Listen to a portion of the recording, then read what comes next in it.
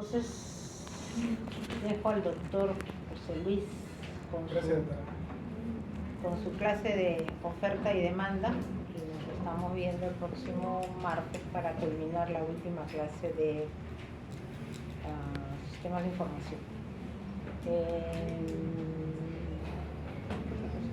Espero que ya estén concluyendo sus trabajos de investigación para la presentación de los protocolos, que sería el día 13. ¿Okay? Muy bien.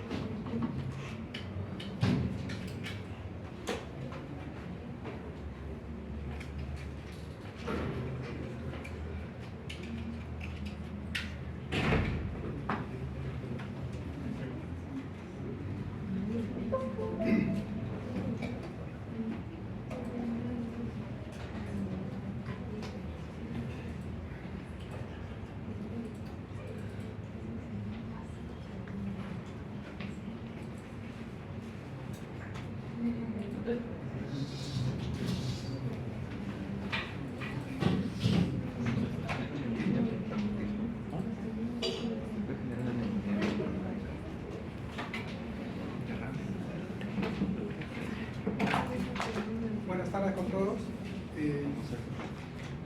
Muchas gracias por su asistencia.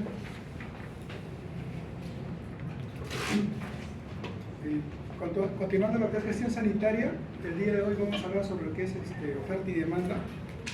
Vamos a identificar qué es la oferta y la demanda de los servicios de salud. También vamos a ver cómo los indicadores de oferta y demanda son tan importantes para que nosotros podamos hacer una buena gestión, ¿no?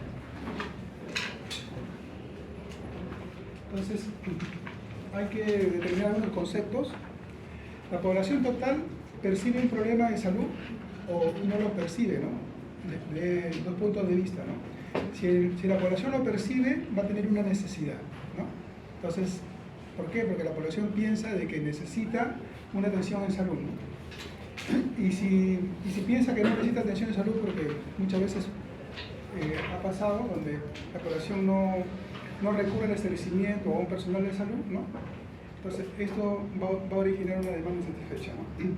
Entonces, cuando piensa que necesita esta atención, entonces va a buscar atención. Cuando busca atención, ellos son la demanda, la población, ¿no? La población que busca la atención en salud, ¿no?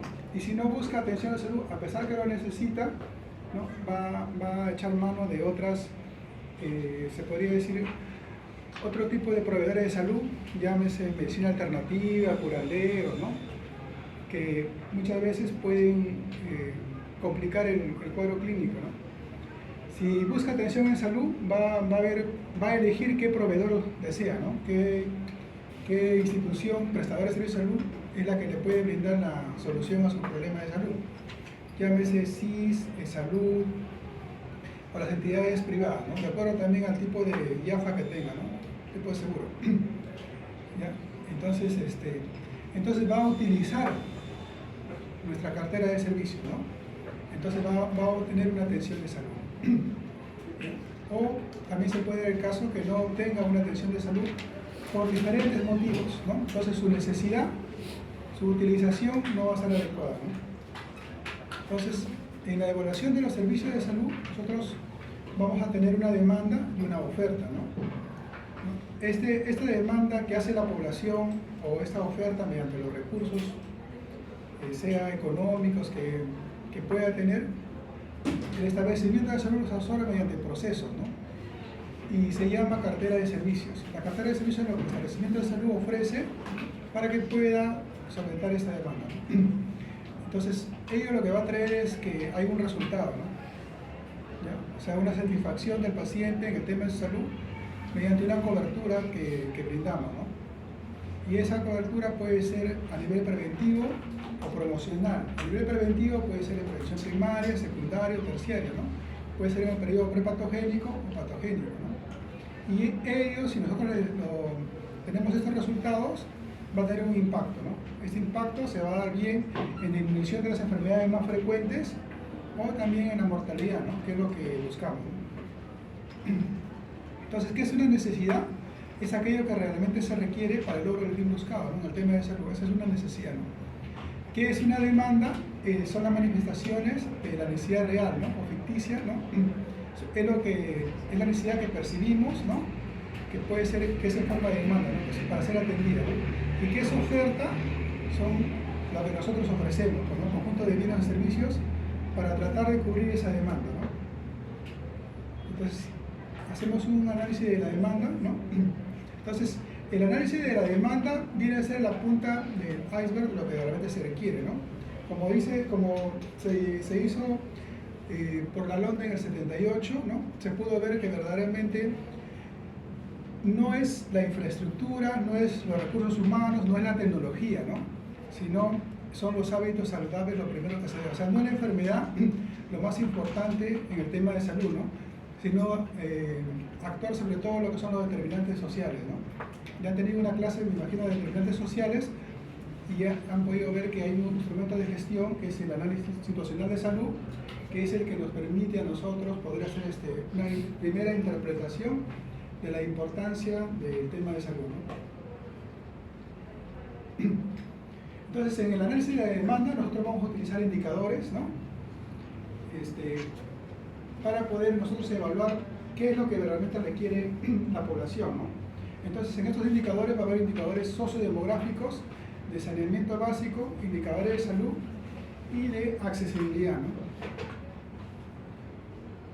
Entonces, en los indicadores sociodemográficos están divididos en tres: la estructura poblacional, ¿no? Que se puede dar por edad, por sexo, por densidad poblacional, ¿no? Ahora que siempre se habla de la igualdad, ¿no? En el tema de la atención, ¿no? Por sexo o por edad o también por situación que pueda presentar una persona como discapacidad, ¿no? Que se busca que también las minorías todos tengan el mismo acceso a la atención, ¿no? Entonces, estos indicadores nos van a poder permitir a nosotros hacer un análisis de qué importante es ello, ¿no? Por ejemplo, densidad poblacional, ¿no? ¿Alguno de ustedes sabe por qué es importante la densidad poblacional? ¿O qué es la densidad poblacional? Siempre hablamos de que esto es más denso y esto es más disperso, ¿no?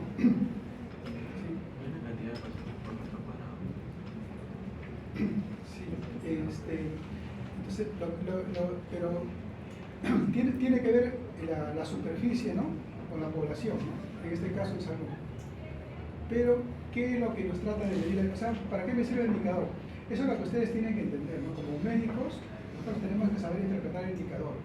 Ustedes saben, si yo tengo una población como la de Barranco, por ejemplo, que tiene una densidad de 11 habitantes pondría un habitante o 2 habitantes por 20 metros cuadrados, y tengo en Chorrillos un habitante por metro cuadrado, o sea, el 50%.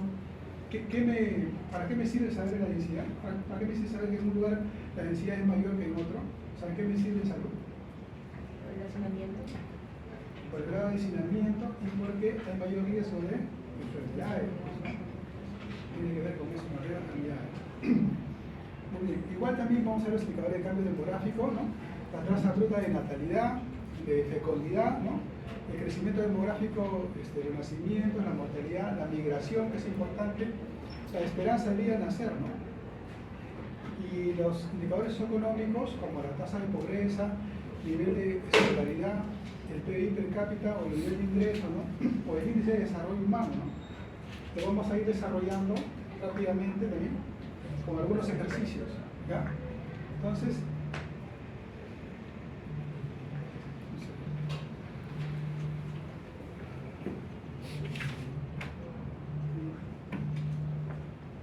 yo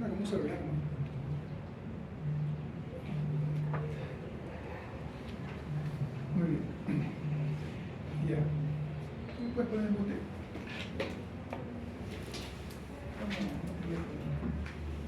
Entonces, en este cuadro podemos ver la pirámide que antes se estructuraba siempre con respecto a la transición demográfica de la población, ¿no? Donde la pirámide era más ancha por las primeras edades de la vida, ¿no?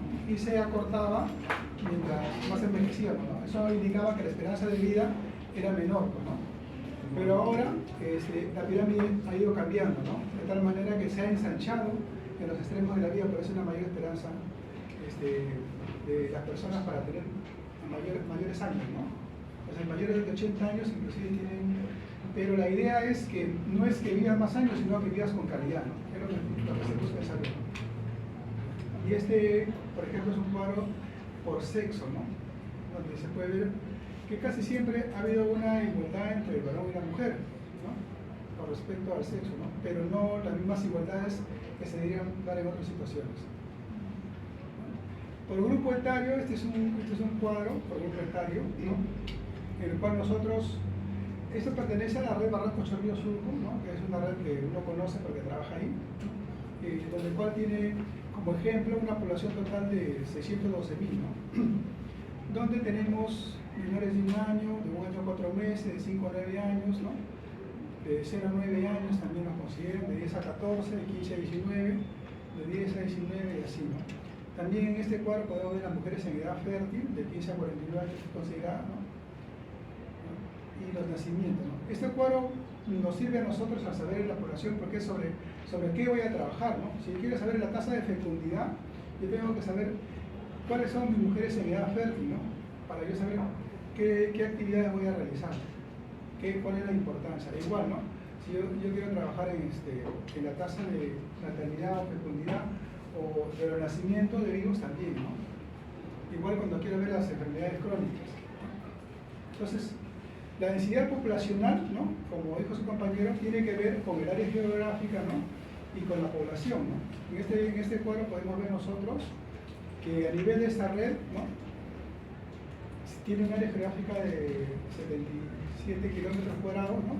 Y una población de 580.000. Esta densidad es de 7.80 habitantes por kilómetro cuadrado, ¿no?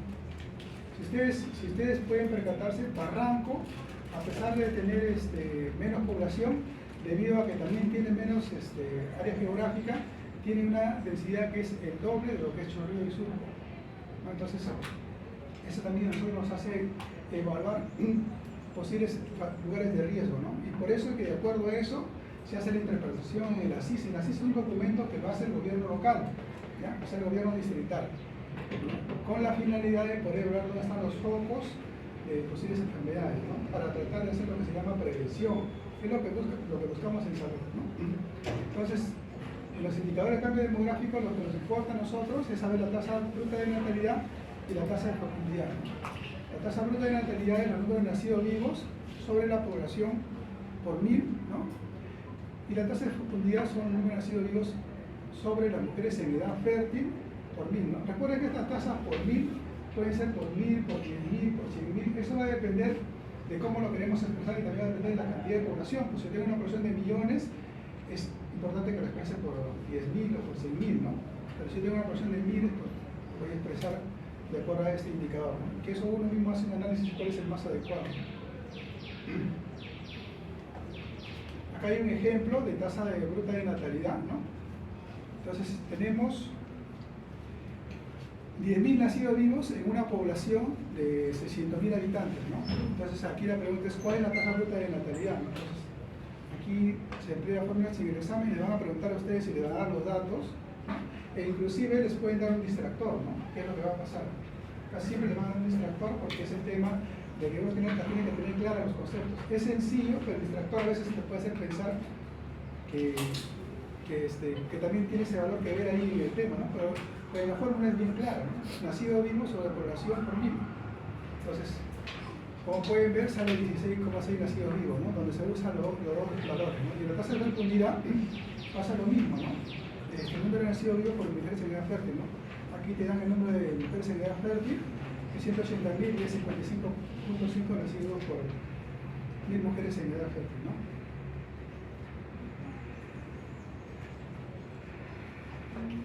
Otro indicador socioeconómico que lo hemos puesto comparativamente en la zona de Perú, la zona andina de América, América Latina o toda la región de las Américas, son el promedio de escolaridad, el ingreso nacional bruto, el crecimiento PBI, el coeficiente Gini y el gasto de bolsillo, ¿no? Que es un indicador socioeconómico para ver realmente la familia cuánto gasta, pues, ¿no? Esto es en el 2019, por eso aquí van a ver algunos datos. Por ejemplo, en el promedio de escolaridad nosotros estamos casi a nivel de los demás de la región de América, o sea, los años que dedicamos al estudio, que las personas van a estudiar, ¿no? ¿Ya? En el ingreso bruto nacional tenemos dólares por habitantes, el Perú tiene más o menos 6.530 dólares por habitante, ¿no? Y en las regiones de América en promedio es mucho mayor, ¿no? Por eso es que nosotros no tenemos pues, un ingreso bruto adecuado, ¿no? Estamos por debajo de lo que viene a ser la región de las Américas, ¿no? Y eso considerando América todavía, ¿no? Falta a nivel de todo el planeta, ¿no? Y el crecimiento PBI, mira, tenemos un buen crecimiento PBI en el 2019, tuvimos un 4%, estuvo mejor de todos, pero sin embargo el ingreso bruto no se guarda relación, ¿no? O sea, debería ser acorde, ¿no? Y eso es porque las políticas que se dan muchas veces no llegan a todos, ¿no? Y porque el sistema mismo se encarga de ir dispersando lo que se va enviando, ¿no? O sea, no es lo mismo que te transfieran a tu unidad 50 millones, ¿no? A que te lo transfieran a tu establecimiento, ¿no? Porque en el transcurso de transferencia a la unidad ejecutora, ahí hacen un gasto, igual para que te lo transfieran, ¿no? Entonces eso hace de que llegue en menos cuantía, ¿no? Y otro tema que también falla en los procesos es el tema que muchas veces vienen por una partida que involucra que puedes usarlo también en otras situaciones que tú crees necesario, ¿no? Y no lo priorizas en sí el área que te corresponde, entonces se dispersa pues, lo que te dan, ¿no? Y eso le va a pasar a ustedes cuando hagan gestión, los que van a ser médicos administrativos, se van a dar cuenta que puede venir en una partida, pero también la norma establece que puedes usarlo en otras, como al revés también. Viene exclusivamente en una partida y no lo puedes usar en otra porque se llama malversación, ¿no? Y te puedes ganar un problema médico legal, ¿no? Y que a veces se hace buscando figuras, pero que lo cierto es que cuando venga a Contraloría lo va a descubrir, ¿no? No va a pasar por alto. Igual el coeficiente de Gini, ¿no? El coeficiente de Gini es un coeficiente que lo que trata de buscar es equidad.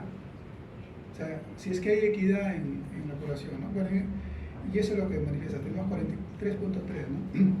Y el porcentaje trata de ser desde el 0 al 1, ¿no? Llegando al 1, la población es que tiene mayor equidad, ¿no? Y el gasto de bolsillo, el porcentaje de gasto de bolsillo, ¿no?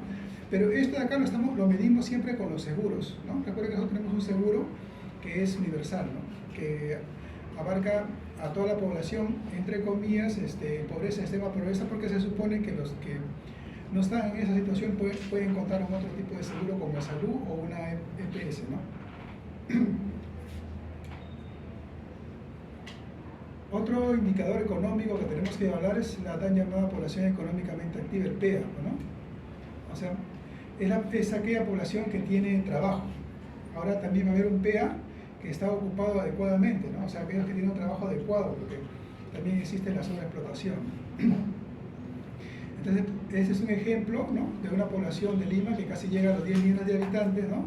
Donde la PEA ocupada de este censo que se hizo fue del 40%, ¿no? O sea, hay una PEA del 40%, eso significa que un 60% de la población no es económicamente activa o no retribuye pues con impuestos al Estado, ¿no? Y de esta población ocupada, el 46% en el 2020 estaba ocupada adecuadamente, pues, ¿no? Que sí que no bastaba con que tengas un trabajo, sino que sea adecuado, ¿no? Y si lo comparan con el 2019 era mayor la PEA ocupada, ¿no? Era mayor, era 4.900.000, más o menos el 60% era, ¿no? Entonces, quiere decir que de 2019 a 2020 ha disminuido más bien la población económicamente activa que tiene un trabajo adecuado, ¿no? Entonces, cuando yo mido la PEA en la población, lo que estoy buscando es esto, ¿no? ¿Qué tanto de subempleo y qué tanto de informalidad hay? ¿No? Para eso me sirve a mí en salud, ¿no? Y es por lo que todos los ministerios, sobre todo el de Economía, trata de insertar a la población económicamente activa o económica que pueda tener un trabajo seguro y redistribuya con impuestos, ¿no? Hasta ahora no he encontrado la estrategia porque sigue habiendo mucha informalidad en el Perú, ¿no? Que fue un tema que tienen otros países, ¿no? Por ejemplo, Estados Unidos en el tema de los impuestos es muy estricto con eso, ¿no? Tan estricto que tiene pena de cárcel, ¿no? Y inclusive hasta cadena perpetua tenían en algún momento, ¿no? Entonces la población de por sí, y el Estado podía intervenir tus cuentas sin pedirte autorización. Solo pedía autorización al juez y interviene tus cuentas y se cobra, como se dice, ¿no? Entonces no hay forma de hacer un ahorro, pero aquí eso no se ha dado y bueno, y eso hace que nosotros todavía no nos desarrollemos, porque los impuestos son los que hacen las obras. Igual cuando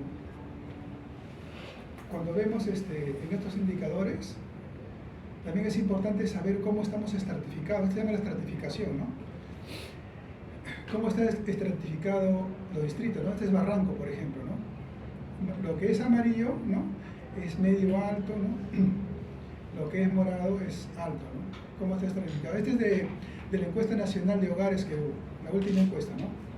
Entonces nos hace ver de que Barranco como distrito tiene muy poca, se puede decir, zonas de estrato medio, de estrato bajo, ¿no? Este es Chorrillos, donde sí está más disperso, hay zonas de estrato bajo que son las naranjas, ¿no?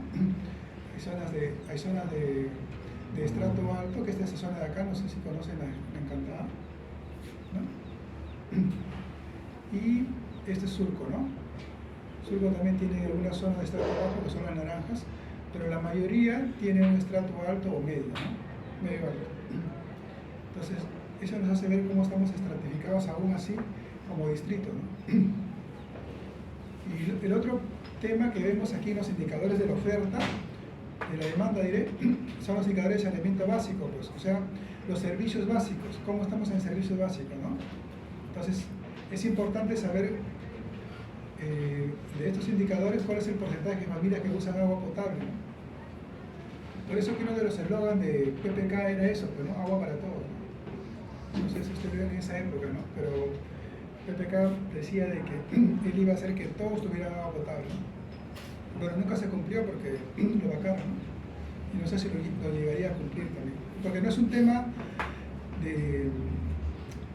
Es un tema que lo manejaron políticamente, pero que no es un tema político, ¿no? Entonces el Estado, lo que tiene que hacer el Estado es asumir la responsabilidad de lo que viene a ser en la educación y en la salud, ¿no? Y algunos servicios básicos, por eso se llaman básicos, pues, ¿no? Debería asumirlo. Pero mientras no se cambien las leyes, el Estado es un mal empresario, ¿no? ¿Y por qué es un mal empresario? Porque muchas veces las personas que designan son cargos, entre comillas, se llaman de confianza. Entonces no estipula casi criterios para que asuma el cargo, ¿no? O sea, no se comporta como una empresa, porque si se comportara como una empresa, entonces iríamos a mejor, ¿no? Y nadie sanciona si es que hizo una mala gestión, ¿no? Es lo que pasa con la AFP, no sé si ustedes tienen AFP o lo van a tener, ¿no? La AFP, cuando pierde la AFP porque hubo un debacle o crisis, ellos no dejan de percibir por igual, ¿no? Y eso pasa, pues tú tienes un gerente que nombras de confianza, pero si la institución fue mal, no se le castiga. Sigue siendo gerente y simplemente lo único que se hace es remoción, nada más. Entonces aquí hay que ver el número de porcentaje de familias con desagüe, que tengan letrina, alumbrado público, agua potable, ¿no? Y eso se ha dado muchas veces y ha mejorado la calidad de vida en las zonas donde hay mucha pobreza, ¿no? Donde al llegar las carreteras, el alumbrado, el agua, el desagüe, la luz, han generado pues, que la población tenga una mejor calidad de vida, incentivando a mejorar, pues, ¿no? Entonces este es un ejemplo del 2019 también, de cómo está la población que consume agua pública, ¿no? Ni siquiera dice agua potable, ¿no? Sino lo que consume. Normalmente pues la mayoría es costa y parte de la sierra, ¿no? La persona en la selva, bueno, eso es generalizado, ¿no? Normalmente no hay un consumo, como se dice, general en la red pública, ¿no? Igual, miren, si en el anterior, ustedes pueden ver que en la costa hay un alto porcentaje que consumen agua de una red pública y también se podría considerar, aparte de la sierra, ustedes en este cuadro pueden ver y quiénes son los que al tomar agua pública toman agua clorada todavía. O sea, aún así son menos los lugares que toman agua clorada, ¿no? Indicando pues que a veces el agua que se toma no es adecuada, ¿no? ¿Ya? E igual la población que tiene un acceso a una red por alcantarillado sigue este mismo criterio de dispersión, ¿no? Por eso es que hay poblaciones que se sienten excluidas pues, a nivel de la sierra o la selva, ¿no? Porque no se da la estrategia y bueno, siempre hemos sido centralistas con la costa, ¿no? En los indicadores de salud que manejamos, vamos a ver la tasa de mortalidad, la tasa de morbilidad. En morbilidad vamos a ver lo que es prevalencia e incidencia, ¿no? Factores de riesgo, lo que es el riesgo a salud, el riesgo relativo, ¿no? La incapacidad, la tasa de restricción permanente o temporal según la edad y sexo, ¿no?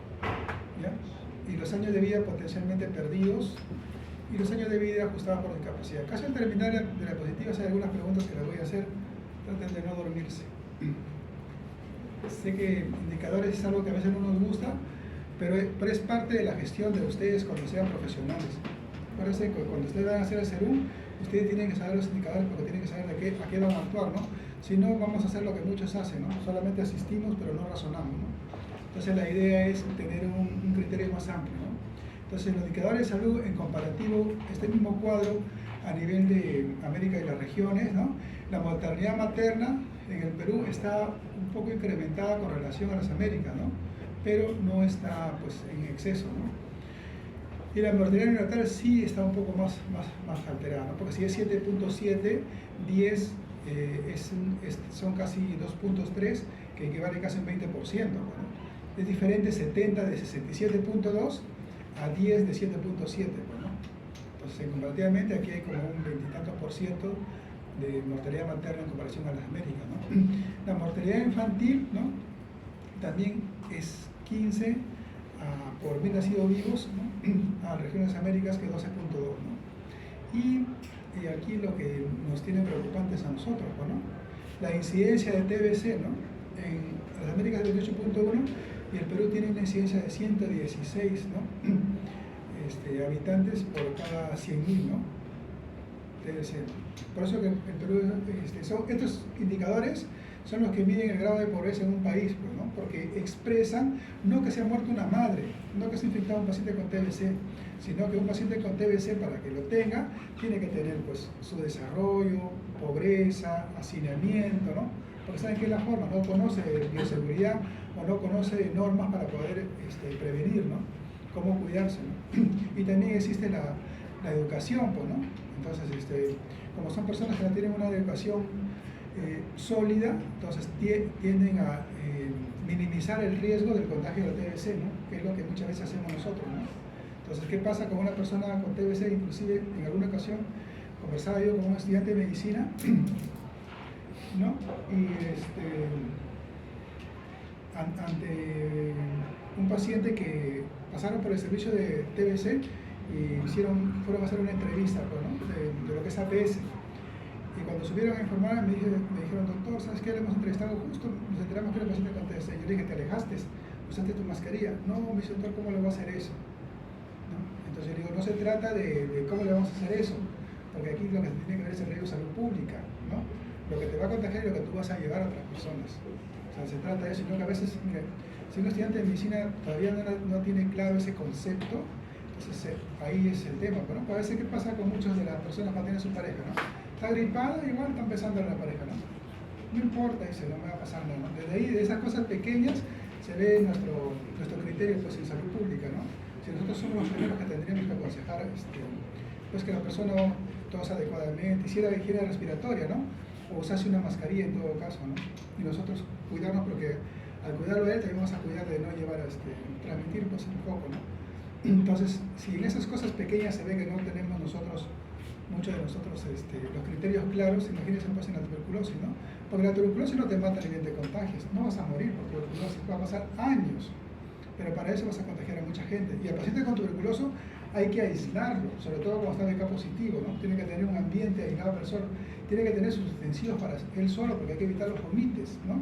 La gotita de Fluger, acuérdense de la gotita de Fluger, que se quedan en el ambiente y muchas veces se quedan entre 6 a 8 horas. Que si tú no tienes un ambiente aireado, el paciente o la familia pasa y se lo va respirando, pues, ¿no? Y si la carga es mucha, pues, y tiene también bajas defensas, porque es propio, si algún hijo le dio la TBC, es probable que también no tenga una buena nutrición en la familia, entonces con mayor razón, ¿no? Con mayor razón le van a dar a los demás, ¿no? Sigamos. Muy bien, aquí está la tasa de morbilidad, vamos a ver un ejemplo también, ¿no? Entonces la tasa de morbilidad o mortalidad son el número de casos por la población, ¿no? Y escogemos cuál tasa queremos, ¿no? Por 1000, 10.000 o 100.000 dependiendo, ¿no? Entonces, la tasa de mortalidad. Entonces, si yo tengo una población de niños que son menores de 2 años, de 5.400 niños, ¿no? ¿Ya? Y tengo casos nuevos de neumonía en menores de 2 años, tengo 20 casos, ¿no? Entonces, la incidencia de neumonía, cuando hablamos de incidencia, ¿hablamos de casos totales o casos nuevos? Cuando hablamos de prevalencia,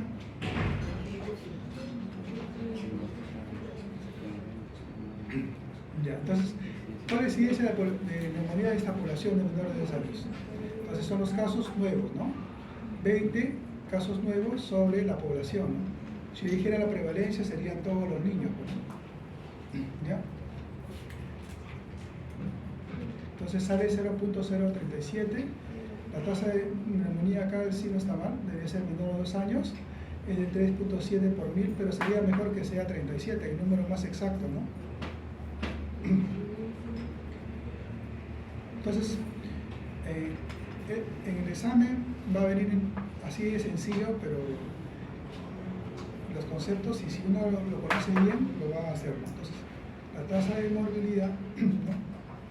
O la tasa de incidencia, en este caso de incidencia, ¿no? Son los casos nuevos sobre la población de niños, ¿no?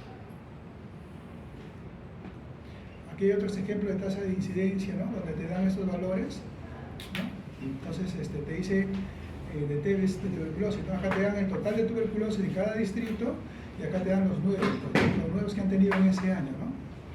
Entonces es el número de casos sobre la población, pues, ¿no? ¿Ya? La tasa de incidencia. Y la tasa de prevalencia, ¿no? Es la población que te dan. En este caso te piden en mayores de 15 años, pues, ¿no?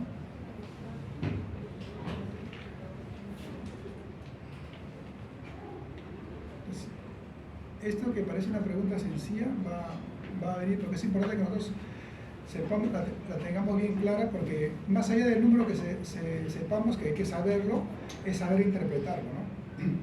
Entonces, también en el ASIS también está como indicador evaluar la morbilidad, ¿no? ¿Para qué me sirve la morbilidad? Porque lo que a mí me interesa es saber las 10 primeras causas, casi siempre, o las que sumen el 80%. Así se ve, o las 10 primeras causas o las que son el 80%, porque a veces son más de 10, ¿no? Que me permitan a mí tomar decisiones sobre la situación en la cual yo encuentro, donde estoy haciendo la evaluación, ¿no? En el territorio, en la IPRES, en el sector sanitario, donde me corresponda, ¿no? ¿Ya? Entonces, por ejemplo, en este caso, ¿no? Comparativamente, las enfermedades infecciosas y parasitarias han sido la primera causa, ¿no? Y en segundo lugar están las enfermedades dentales, ¿no? Después están las endócrinas, cardiovasculares, de la piel, que está en quinto lugar, ¿no? Las neuropsiquiátricas, ¿no? Geniturinarias, digestivas, traumatismos y envenenamiento, ¿no? Entonces yo acá sumo las que me suman el 80% y son mis principales causas, ¿no? O algunos usan las 10 primeras causas, ¿no? Las causas de mortalidad según etapa de vida, ¿no? Niños, ¿cuáles son las causas de mortalidad en los niños de 0 a 11 años? ¿No? Al nacimiento, las malformaciones congénitas. Hay malformaciones que ya de por sí son incompatibles con la vida o tienen muy poca sobrevida, ¿no? Deformidades y anomalías cromosómicas están en el primer lugar, ¿no? También están los trastornos respiratorios, ¿no? Del periodo perinatal, ¿no? Ahora que está dando mucho el BSR, ¿no? El virus sincicial respiratorio, ¿no? Que se está haciendo muy frecuente, ¿no? sobre todo en los niños, porque como los niños no tienen un buen desarrollo pulmonar todavía, a más temprana edad, ellos tienden a hacer la bronquiolitis, pues, ¿no? O tienden a hacer bronquioneumonía, ¿no? Porque no tienen un buen pasaje, a más temprana edad, mayor riesgo de complicación, ¿no? Infecciones respiratorias agudas bajas, accidentes que obstruyen la respiración. Esto es frecuente en los niños. En el hospital se ve mucho de ello, ¿no? Que se ponen por la nariz, se tragan monedas, se tragan pilas. Muy bien. En adolescentes, ¿cuál es la primera causa? Accidente de tránsito, ¿no? Como se dice, el adolescente es más impulsivo, ¿no? U otras enfermedades propias, ¿no? En los jóvenes también están los accidentes de tránsito como primera causa, ¿no? Esto nos hace a nosotros darnos cuenta que qué es lo que pasa en esas edades, pues, ¿no? Joven y adulto, ¿no? Se supone que ya hay un grado de madurez y los accidentes de tránsito debería ser menos, ¿no? Pero significa que somos muy impulsivos, ¿no? Nos dan un carro o una moto y pues ya somos Fórmula 1, ¿no? Entonces, no respetamos, no hay educación vial, pues, ¿no? No hay un respeto, ¿no? Ustedes mismos ven que en la vía donde pasa la bicicleta están pasando con las motos, ¿no? Ya lo han usado como vía para motos ahora. Yo veo muy frecuente eso por donde transcurro, ¿no? E igual las motos cuando pasan por la pista no respetan sus sitios, sino se pasan por tu delante. Y a veces tú no lo puedes ver porque es pequeña y ahí ocurre ese accidente, ¿no?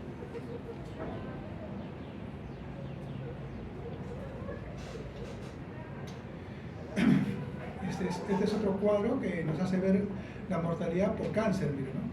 En primer lugar, en 2016 está próstata, ¿no? La complicación de la próstata por la metástasis, ¿no? El cáncer de estómago, de hígado y vías biliares, ¿no? Está cervix, ¿no? Cáncer de cuello, tráquea, bronquiopulmón y mamas, ¿no? Que son los más frecuentes, ¿no? Que es sobre ello que cuando la doctora les habla de indicadores de salud, le va a hablar de algunos de ellos, sobre todo de mama, de próstata y el de pulmón, ¿no? Hay estrategias, también el de colon. Ya se están implementando estrategias para hacer una detección temprana, ¿no? Desde el primer nivel. El otro punto que tiene que ver es la accesibilidad, ¿no? Como indicador, ¿no? O sea, ¿qué tanto el paciente accede al establecimiento, ¿no? Sea porque hay un tema geográfico, sea porque no tiene plata o económico o por un tema cultural, ¿no? Porque ustedes van a ver que hay pacientes que no van, bueno, no se da mucho en Lima, es infrecuente, pero sí en provincia, ¿no? Cuando los que son de provincia o conocen, se van a dar cuenta que hay comunidades en provincia y en la selva que ellos se guían por un líder, ¿no? Y si el líder no permite, simplemente no entran a la comunidad. O sea, no permite, ¿no? Ya saben, ustedes van a hacer su segunda, ¿no? Van a tener que ganarse la confianza, ¿no? Así como hay comunidades en otros sitios donde se guían por los ronderos, ¿no? Y los ronderos, es que el médico no les cae bien, lo castigan, ¿no? Y eso también se ha visto, ¿no? Entonces va a depender de la distancia, ¿no? Porque a veces podemos estar cerca, pero vivimos en cerros. O sea, pues, aparentemente es cerca, pero el hecho de vivir en cerros es más difícil entre subir y bajar, ¿no? Sobre todo una gestante, ¿no? Económica va a depender, pues, del nivel de ingreso, pues, o el nivel de pobreza que tenemos, ¿no? Y cultura va a tener el nivel de alfabetización. Por eso que en algún momento, cuando los partos se daban domiciliarios, se creó, pues, obstetricia, ¿no? Obstetricia se crea con la necesidad de tener esos partos domiciliarios, ¿no? Porque en otros países obstetricia es una rama de enfermería, no es separado, es una rama de enfermería. Entonces es la enfermera obstétrica. Pero aquí en el Perú, debido a estos partos domiciliarios, se crea obstetricia como una profesión, ¿no? Con la idea de que se atiendan los partos normales porque eran múltiples. ¿Recuerdan? No ahora, sino hace muchos años, ustedes, a sus abuelos, a mis abuelos, el que tenía 10 era normal, ¿no? Si tenía 6 era considerado, pues, impotente, ¿no? Algo pasaba, decía, ¿no? Porque era así, pues, esa forma de pensar era, como se dice, en la familia, ¿no? La familia tenía que ser numerosa porque era una muestra de que, pues, el hombre, pues, era capaz, ¿no? Entonces, y era lo normal, tener un montón de hijos, ¿no? Entonces, al ver esa tasa de natalidad tan alta, es que como estrategia se emplea, pues, inicia obstetricia, nace obstetricia, ¿no? Pero en otros países no es así, pues, ¿no? creo que, no sé si en España o Argentina es enfermera, ¿no? Es enfermera obstétrica, ¿no? Es parte de su rama, ¿no? Y bueno, y ahora pues obstetricia también ha cobrado tanta importancia que ya también son médicos, ¿no? Saben que hay una ley que le dice que son médicos, ¿no? Entonces, y ahora hasta los cirujanos dentistas quieren ser médicos, también pueden hacer procedimiento médico, ¿no? Se supone que si tu formación es para ver lo normal, no puedes ver lo normal si no te han formado así, ¿no? Más allá de que yo pueda hacer un curso o una especialidad de 2 años, cuando toda mi formación mayor no la he hecho en eso, ¿no? Que es la diferencia entre el médico, ¿no? Nosotros desde que empezamos, nuestra formación se hace en patología, ¿no? Tienes que saber lo normal y eso es inherente al médico. Los profesores de anatomía me decían a mí cuando empecé el curso de anatomía, y me acuerdo que no me preguntaba músculos, ni inserciones, ni flexiones, no me preguntaba nada de funciones. Y en una ocasión le pregunté por qué no me preguntaba, ¿no? Y me dijo, pero si eso tú lo debes saber, ¿no? Eso es inherente al médico. El médico tiene que saber musculatura, inserción, función. Lo que tú le tienes que aprender es relaciones y anatomía clínica. Eso es lo que tienes que aprender. Porque eso es lo que tú vas a hacer en la vida diaria. Cuando veas a un paciente que viene por una bala en el abdomen, tú no vas a ponerte a pensar qué músculo le afectó, cómo se mueve el músculo, qué hago, ¿no?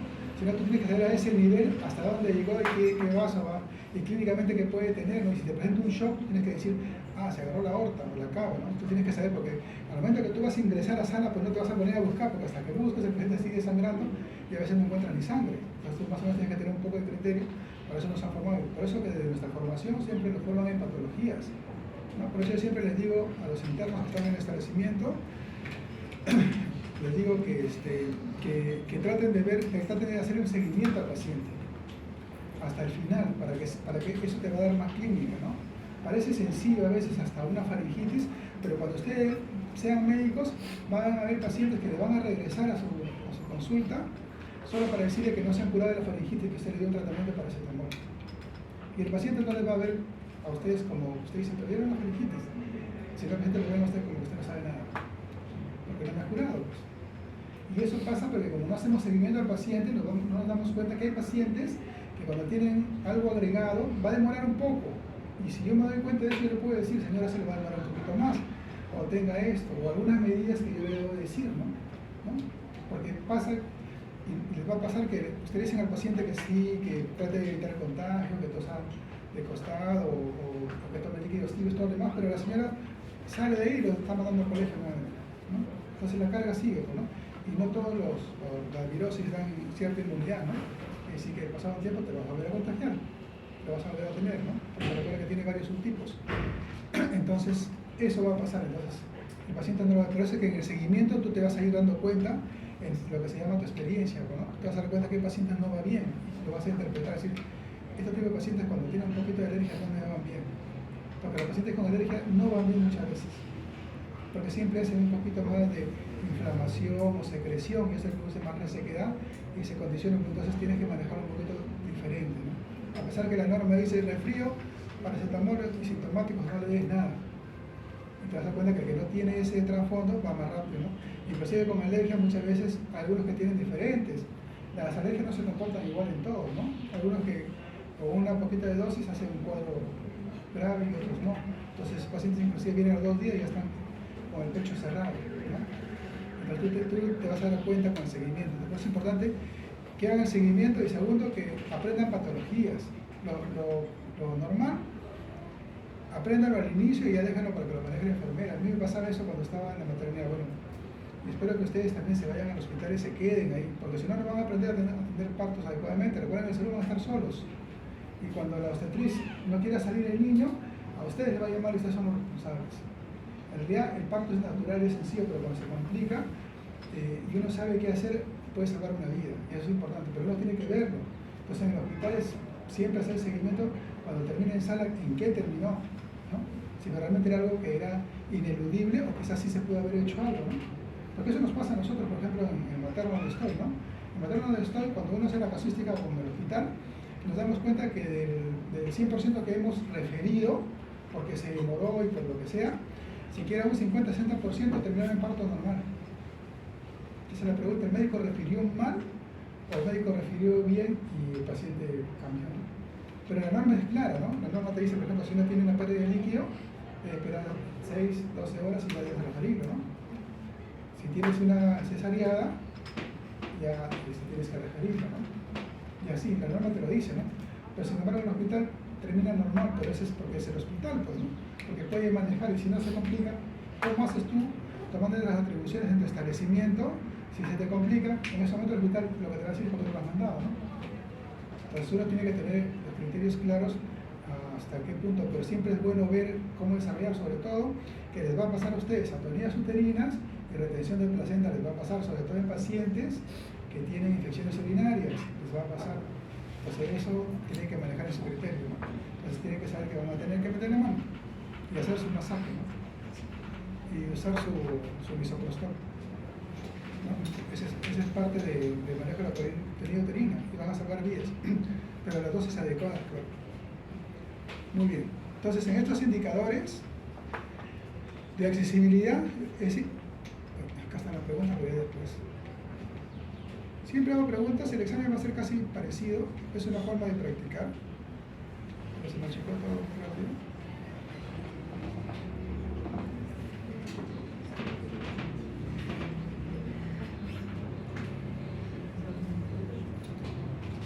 Y ahí está. Entonces, aquí. Entonces, ¿qué problemas de acceso a los servicios de salud se presentó en mujeres en el 2018, por ejemplo? Conseguir permiso para ir al tratamiento, dice, ¿no? Como son mujeres, siempre tienen que pedir permiso a la familia, ¿no? Al esposo para ir al tratamiento. Parece algo que uno diría, no pasa, pero sí suele pasar, ¿no? Sobre todo tratamiento de mujeres, ¿no? Tener que conseguir un transporte, ¿no? Porque hay zonas donde el transporte pasa una vez al día, ¿no? Porque no quiere ir sola, ¿no? Y ahora con este tema de que a nosotros nos encasilla como si fuésemos enemigos de la población, entonces ya la población ha dejado de tener esa fe que nos tenía antes, donde nos contaban todo, ¿no? Porque ya siempre hay alguien, inclusive hasta de nuestra familia, que habla no bien de nosotros, ¿no? Y si uno evalúa el contexto, son pocos en los casos iatrogénicos, en la mayoría de casos, si uno evalúa bien, se va a dar cuenta de que no es así, ¿no? Y por eso que cada cierto tiempo van a escuchar hablar a muchos abogados con el bendito SOAT médico, que seguramente en algún rato va a salir. Y eso cada 5 años aparece el SOAT médico, haciendo ver a la población que en contra de nosotros, como que somos malos médicos, o vamos a la malicia, porque eso es lo que nos quiere decir, ¿no? Que el médico va a actuar mal. Entonces, con el SOAT médico yo te voy a defender para que el médico no actúe mal. Porque lo que está diciendo es, una vez que te pasa algo, quéjate, yo te voy a dar lo que has invertido, y entonces con esto estoy justificando, ¿no? Y la ley es bien clara, o sea, no porque le dé algo significa que está, y el médico ya es sancionado, ¿no? Para eso existe la ley, ¿no? Un juez tiene que determinar ello, pero con el SOAT te hacen ver así, ¿no? Entonces cuando sale una casuística te va a decir cuántas las quejas que hay, cuánto resuelve el SOAT, y qué valioso es, ¿no? Pero es un tema lucrativo, más allá de eso, pero no les importa si es que la profesión la denigra, ¿no? Porque lo que quieren ver en las grandes empresas es eso. Bueno, gracias a Dios tenemos un colegio médico que es fuerte todavía, ¿no? De todos los colegios, el colegio médico es el más fuerte. Y hemos logrado hasta ahora que todavía eso no ocurra, ¿no? Pero no se sabe hasta cuándo, porque a veces puede pasar, ¿no? Igual con las otras profesiones que quieren hacer intrusismo. Muy bien. Otras causas, que no haya medicamento, y ese es un tema, ¿no? Con el tema que el Estado ha querido que se compre más barato, el Estado ha centralizado las grandes compras, porque es así, ¿no? Si yo me voy a comprar a Gamarra 6 polos y quiero comprar 100, es obvio que cuando compro 100 me lo van a dar menos, ¿sí o no? Porque el otro va a ganar menos con tanto, pero va a ganar en mayoría. Igual cuando quiero irme a una local de frutas y quiero comprar, ¿no? Entonces, pero con esta idea también los procesos se han ido, porque no todas las empresas pueden vender a gran escala, entonces no todas las empresas se presentan, y como no se presentan todas las empresas, entonces el proceso se puede caer también, ¿no? O si no cumple las especificaciones, ¿no? Con la cual se requiere. Entonces eso es lo que ha ido pasando y que ha hecho que haya ausencia de medicamentos, ¿no? En realidad el Estado lo que debería hacer, debería tener una organización que se encargue exclusivamente para licitaciones nada más, con expertos que lo puedan, entonces cada año se da el proceso, y no esperar que cada institución haga su proceso y se caiga, ¿no? Que no haya personal de salud, Eso también lo vimos en la clase anterior, ¿no? Tenemos un déficit de recursos humanos, ¿no?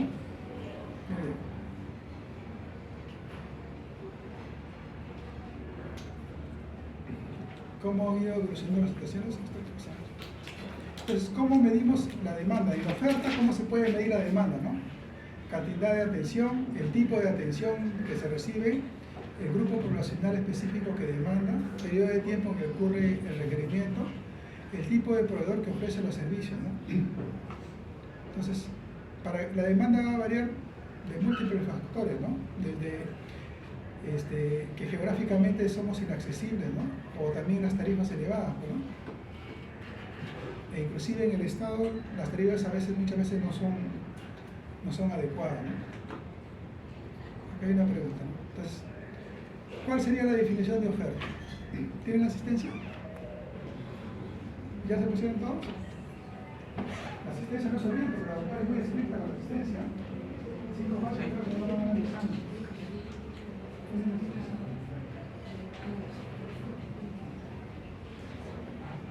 Ahí tienen cuatro alternativas. ¿Cuál es la definición de oferta?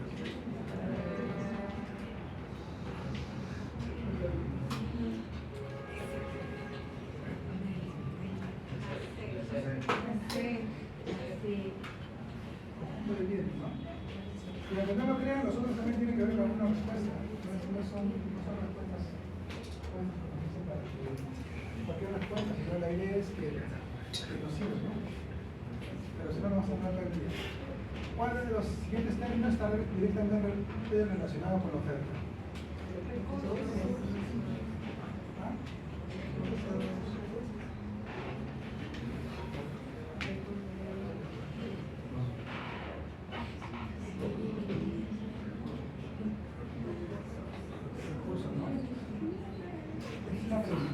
Para el año 2022 nacen en el Perú 603.200 nacidos vivos, para una población de 32 millones, casi 33 millones, con un área de 1.385 millones de kilómetros cuadrados. ¿Cuál es la tasa bruta de natalidad por mil para el año 2020? ¿Te das cuenta que hay discrepancias?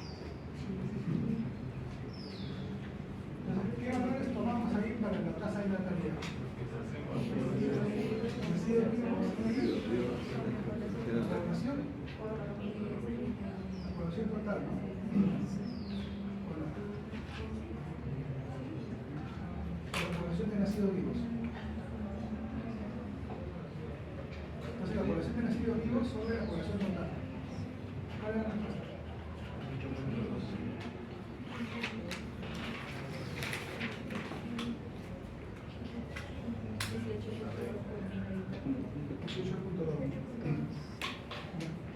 Entonces, en realidad es una pregunta sencilla, si uno conoce los datos, porque lo demás es un distractor nada más, que tiene que ver con la pregunta, pero no es una forma de enfocar la pregunta, ¿no? Pero que no tiene que ver con el dato que me interesa a mí, y este es el área que tiene que ver, si que me preguntaran densidad, pues, ¿no? Si me preguntaran densidad, sí sería importante saber estatus, ¿no? Entonces, si me dijera cuál es la densidad, entonces yo tendría que saber la población por el área total, pues, sabría la densidad en el Perú. Esta pregunta, en indicadores sociodemográficos dice, para el año 2022 nacen en el Perú 603 nacidos vivos, pero esta es la misma. Ah, no, pero en este caso, mira, en este caso te agrega, de los cuales 8 millones son mujeres en edad fértil. Le agrega eso y te pide la tasa de fecundidad. Ya no te pide la salida sino fecundidad, ¿no? ¿Cuál es la tasa de fecundidad? En este caso necesitamos toda la población.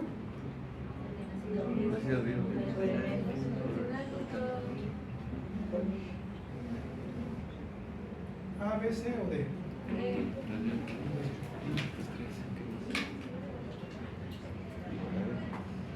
¿Cuál de estas alternativas no forma parte del indicador socioeconómico?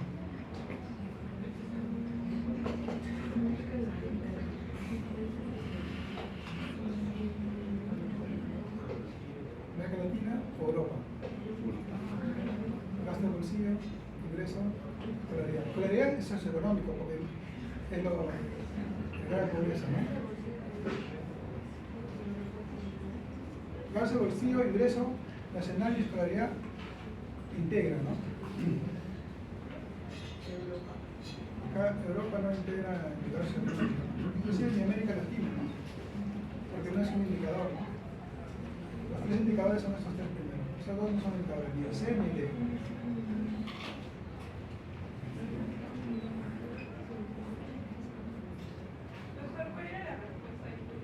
Anterior, Europa ni América no son indicadores, pero son países, son este continente, ¿no? Que estaban en el cuadro comparativamente de América, pero no como parte del indicador, ¿no? ¿Cuál de las siguientes alternativas no es un indicador de salud?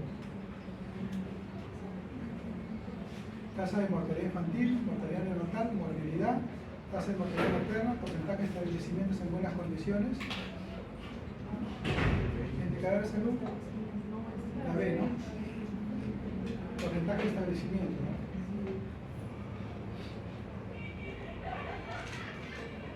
La 7,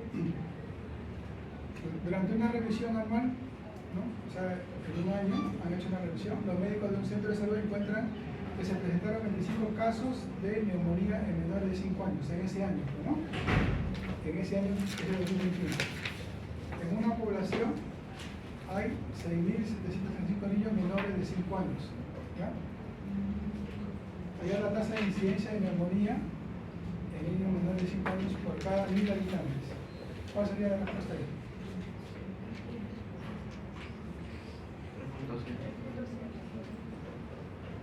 3.7, ¿no?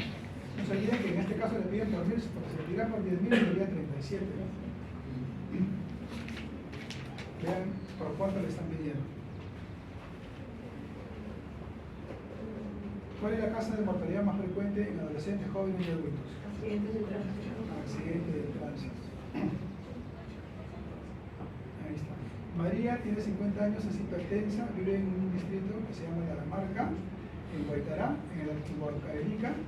Requiere que para llegar al establecimiento de salud más cercano a su domicilio le toma 3 horas y media de caminata. ¿Qué tipo de accesibilidad se ve afectada? Es por la distancia, ¿no?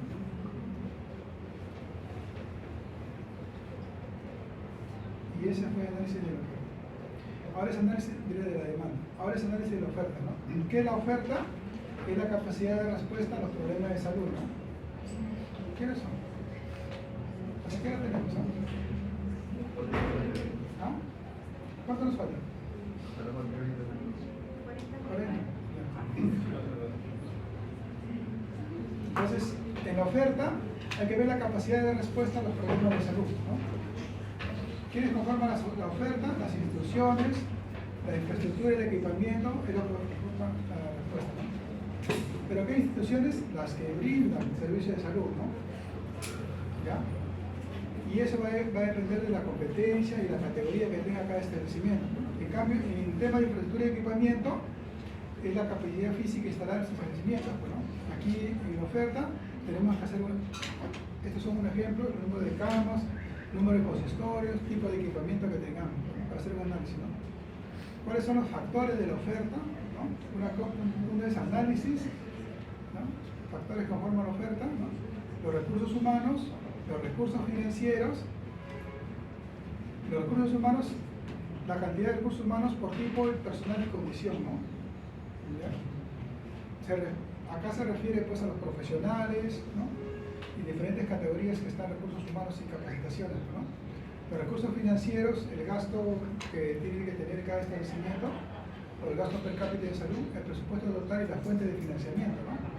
La fuente de financiamiento, que lo va a abordar la doctora Tuma, son 3, ¿no? Los recursos directamente recaudados, los recursos extraordinarios y lo que viene a ser las donaciones y transferencias, ¿no? Son 3 tipos de recursos que se manejan financieramente en el presupuesto, ¿no? ¿Ya? Los tipos de servicios que brindamos a la población objetivo, ¿no? Y la posibilidad de educación del mercado, esto es en el caso pues, de instituciones prestadoras privadas, ¿no? Otros factores que influyen en la oferta es la percepción de los usuarios, ¿no? O sea, nosotros tenemos instrumentos para ver cuál es la percepción que tienen ustedes de nosotros, ¿no? Ustedes han llevado calidad con la doctora. Bueno, han llevado calidad y han hecho seguro la encuesta de satisfacción del usuario, ¿no? La encuesta de evaluación interna y externa, ¿no? Y la tecnología también es un factor de oferta. O sea, ¿qué puedo ofertar? ¿No? Por eso que existen establecimientos de primer nivel que ya tienen la mayor demanda, pero son de menos complejidad. Y existen los establecimientos de tercer nivel que tienen, entre comillas, la menor demanda, pero que son más complejos, ¿no? Porque la patología que ellos van a desarrollar son patologías más complejas, ¿no? Y estos son, ¿no? En el nivel 3 tenemos los especializados, ¿no? Más conocido como institutos, ¿no? Hay 7 institutos. Mire, tenemos 8.407 establecimientos 1-1. ¿Qué significa 1-1? Que son puestos de salud sin médico, ¿no? Ahí van a ir ustedes, ¿no? Para que sean el médico de establecimiento de salud por un año. Por eso la importancia, mira, para que haya un lugar sin médico, imagínate dónde debe estar. O sea, es una población que necesita a un profesional de salud, ¿no? Tiene que ver desde ese punto de vista, porque usted lo ve desde el punto de vista de ustedes, pues nadie quiere irse tan disperso, ¿no? Usted lo ve desde el punto de vista de que esas personas lo están esperando, de que un niño van a hacer en ese año, y que si ustedes están, le van a salvar su vida porque quizá la dejan en la casa, quizá tenga partera y no sepa qué hacer. Usted lo ve desde ese punto de vista y te van a decir, sí, pues sí valió la pena haber ido ese año a esa población que necesitaba de vida. Porque los demás profesionales no tienen esa preparación nuestra. Entonces, harán su mejor esfuerzo, ¿no? Y en algunos lugares ni siquiera hay profesionales, hay técnicos, ¿no? Que hacen su mejor esfuerzo, pero no basta, ¿no? Entonces, de esa es la importancia de salud, ¿no? No la importancia de lo otro, ¿no? Claro que si pueden hacer los 10 puntos, mejor todavía, ¿no? Porque eso le va a valer para la residencia.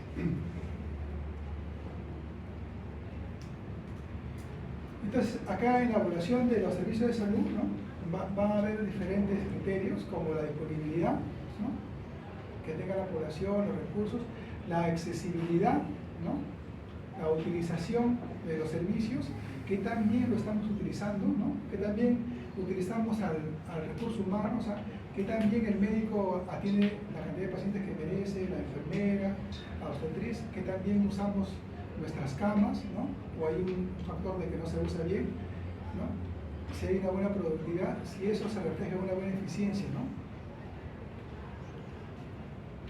Entonces, disponibilidad, ¿qué es la disponibilidad? Es la relación entre los recursos existentes sobre el sujeto o la población cuya atención está destinada, ¿no? Esa es la disponibilidad, ¿no? Número de médicos, ¿no? Número de camas en la población, ¿no?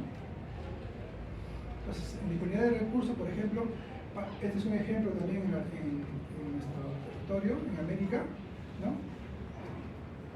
Hasta el 2019 eran 23.1 médicos en todas las Américas por cada 10.000 habitantes, ¿no? Y el Perú tenía 8.2 médicos, ahora estamos en 14, creo, ¿ya? Pero aún así estamos en 14, lo que quiere decir que todavía hay una brecha enorme de profesionales de la salud, ¿no? Pero igual no se crean políticas para que se queden, ¿no? Y igual con las enfermeras para aceptar los ejemplos. Entonces el Perú tiene una brecha muy grande, a pesar que tiene 14 médicos, a comparación de lo que realmente se requiere, ¿no? Por eso es que en la pandemia nosotros colapsamos mucho más que otros países, pues porque no teníamos la disponibilidad de recursos humanos. A pesar de que se hizo todo lo que se pudo, ya se sabía que se iba a colapsar, ¿no? Entonces,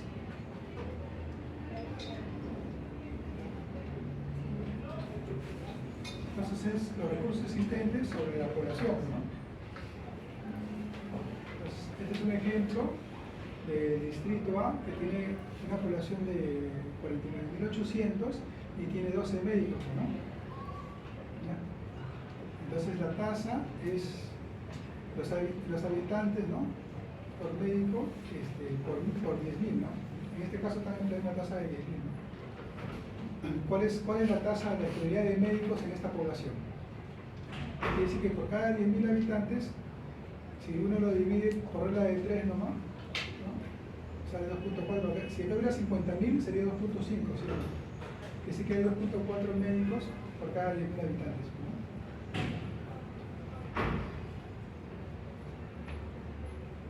Esta es la disponibilidad de camas, esto se vio en la pandemia, ¿no? la capacidad de los hospitales, ¿no? La capacidad de camas UCI, ¿no? O sea, comparativamente, ¿no?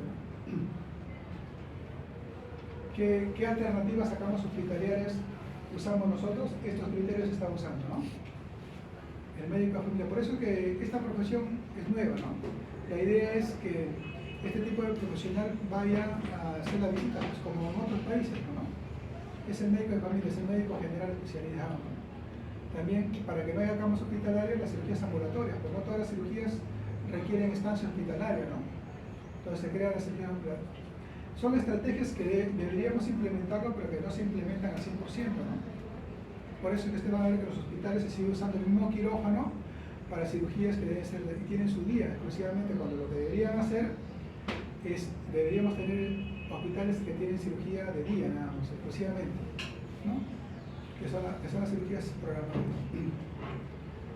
O hospitales que tengan solamente un tipo de atención especializada para algún tipo de pacientes, ¿no? Entonces, en accesibilidad organizativa hay los indicadores, ¿no? En el tiempo de la distancia, tiempo de espera, el índice de rechazos, el índice de satisfacción, el índice de quejas, el costo de atención, el costo de oportunidad, ¿no? Son indicadores que nos hacen saber qué tan accesible es a la organización, ¿no? Por ejemplo, el costo de oportunidad significa, por ejemplo, que el paciente va al establecimiento y cuánto le cuesta al paciente que llegó a las 7 de la mañana a verse atendido a las 11. ¿Cuánto le cuesta al paciente que tiene un rechazo, que va, hace su cola y a las 9 le dice, ¿sabes qué? No hay citas, ¿no? ¿Cuánto le cuesta al paciente? ¿Qué cosas deja de hacer, ¿no? Un día, en el trabajo, el desayuno de sus hijos, ¿no? Entonces, esto son lo que nosotros evaluamos en los indicadores para ver cómo mejorar, ¿no? Y eso es lo que hace la encuesta, pues, del CERCUAL, ¿no? Del usuario externo, ¿no? Para ver cómo percibe el usuario externo los tiempos con nosotros, ¿no? Creo que uno de sus grupos, usted está haciendo un tema de calidad, un trabajo. Tengo entendido que uno de los grupos está haciendo un proyecto, ¿no? O sea, en los proyectos que se va a hacer el martes, creo que les toca, ¿no? Acá hay un grupo que, bueno, quizás no es de ustedes, pero hay un grupo que está haciendo calidad, ¿no? La adecuación, ¿no? Es la relación entre los recursos, sea humanos, físicos, financieros, ¿no? Y la necesidad de atención del usuario, ¿no? Entonces, en esta adecuación es cómo el establecimiento, cómo el recurso humano se adecua a la realidad en la cual encuentra, ¿no? En este caso, ¿no? Algo que se ha dejado muy de lado, que es el sistema de salud tradicional, ¿no? Somos muy occidentales en nuestro sistema de salud, ¿no? Todo es medicamento, ¿no? Y hasta el paciente mismo lo exige, ¿no? Si no le das medicamento, no eres un buen médico, ¿no? Y vienen, inclusive yo he tenido quejas, ¿no? Vienen pacientes a hablarme de otros colegas que lo han visto 2 o 3 veces y que no le han dado por su medicamento, ¿no? Doctor, no me da el antibiótico, ya la tercera vez que significa está mal, ¿no? Y tú lo examinas y en realidad no está mal, pero como persiste con el síntoma que puede ser la tos, el paciente luego tiene 2 semanas con la tos, pero el paciente no está mal, ¿no? ¿Cómo puede tener 2 semanas con tos, ¿no? Entonces, tienes que explicarle, ¿no? Al paciente, teniendo mucho tino, porque también puede pasar que es igual, que el tratamiento estaba bien, ¿no? Que es parte de un proceso que puede demorar, ¿no? Y el paciente no lo entiende porque esperaba que yo le diera pues, antibiótico, ¿no? Pues un niño que no tiene nada de infección, solo un proceso alérgico, por eso que se queda así. O a veces también se queda con la misma tos propia de la enfermedad, que a veces puede durar más tiempo, ¿no? Este es un tipo de adecuación, ¿no? Las casas maternas que se hacen pues, en otros lugares, ¿no? Un tipo de adecuación que se hizo acá, que fue una experiencia del 2012, fue los talitahuasis. ¿Han escuchado hablar de los talitahuasis? La casa del adulto mayor. Son establecimientos de salud. Se creó en Villa María el primero. A raíz de que ese establecimiento hicieron una construcción en otro terreno para la Secretaría de la Municipalidad, hicieron la construcción de un establecimiento, entonces eso quedaba en el aire. Entonces, la DIRIS en aquel entonces tomó la decisión de que ese establecimiento sea, como se dice, para los adultos mayores, así como se creó establecimientos para escolares. Pero entre todas esas estrategias que hizo la DIRIS en Masur en aquel entonces, la que quedó fue de la casa del adulto mayor, donde recibe una atención con médicos especialistas, todo eso. Por eso que ustedes van a ver que en otros lugares existen nuestros Tahuasi de cada sitio. Es una experiencia que hizo el Clima Sur en Villa María. Y así tiene que haber experiencias que van a funcionar y otras que no van a funcionar y es parte de ello, ¿no? Igual con el tema del parto vertical, ¿no? El parto vertical era un natural, ¿no? La pregunta es en qué momento nosotros cambiamos lo natural, ¿no? Y estamos volviendo a ello, pues, estamos volviendo a hacer el parto vertical, ¿no? En el establecimiento donde estoy, que es el Materno Buenos Aires, hay 2 obstetrices que están capacitadas para hacer el parto vertical, ¿no? Sobre todo respetando al tipo de paciente que puede venir y que quiere tener su parto vertical, ¿no? Y para eso pues se les pide una cantidad de controles prenatales, ¿no? Que tienen que realizar para que haga el parto vertical, ¿no? Que no mandan claro, no con este agarre con una soga acá, ¿no? Esto es más en zona más alejada, ¿no? La cama se adecua a ponerse casi vertical, ¿no? Para que la persona pueda ser lo más natural posible. Entonces, otro indicador que se ve, ¿no?, en la oferta es el indicador de utilización, ¿no? Entonces, ¿qué mide este indicador? La relación entre el recurso utilizado y el recurso que tenemos disponible, ¿no? Entonces, en este caso hay uno de utilización de cama, ¿no? Entonces, en la utilización de cama vamos a ver dos: el grado de ocupación o grado de uso de la cama y el rendimiento de la cama, ¿ya? El grado de ocupación o grado de uso viene a ser el número días de la cama ocupada sobre el número día de la cama disponible, ¿no? Por 100, o sea, cuántas camas yo tengo y cuántas se están ocupando, ¿no? Para yo ver si hay un uso adecuado de las camas, ¿no? En el rendimiento de la cama yo voy a ver el número de egresos de cama, o sea, cuántos pacientes he dado de alta, cuántos días estuvieron usando la cama sobre el total de camas que se ha dado en ese mes o en ese año, en ese semestre, depende del tiempo que lo quieran medir, ¿no? Para ver si la cama me rinde, así como yo quiero ver si el médico me atiende. Lo ideal es que el médico atienda a 4 pacientes por hora. Ese es un indicador para el médico general, ¿no? Para el médico especialista es un poco más, porque el médico usa 20, 25 minutos, ¿no? Dependiendo de la especialidad, porque por ejemplo obstetricia, ginecobstetricia usa un poco más de tiempo, ¿no? Porque tienen que ser unos llenados. Entonces, de acuerdo a eso, yo evalúo si el médico realmente está rindiendo adecuadamente o tengo un subuso de ese especialidad, ¿no? Por eso es que en las clínicas te envíen de acuerdo a ello y de acuerdo a eso pues te pagan, ¿no? Y a mí me conviene, yo tengo una alta demanda de pacientes, entonces ¿me conviene pagar al médico por horas o me conviene pagarle por pacientes? Y van a ver que algunos profesionales les pagan por paciente y otros por hora, ¿no? Porque la clínica ha visto que para ellos es más conveniente pagar por hora porque sabe que todo el turno lo tiene ocupado, ¿no? Entonces el médico va a trabajar y te da un sueldo, ¿no? Y a veces nosotros queremos un sueldo para que te paguen por paciente, ¿no? Y hay algunas especialidades que sí es por paciente y ya te haces una cartera, ¿no? Entonces,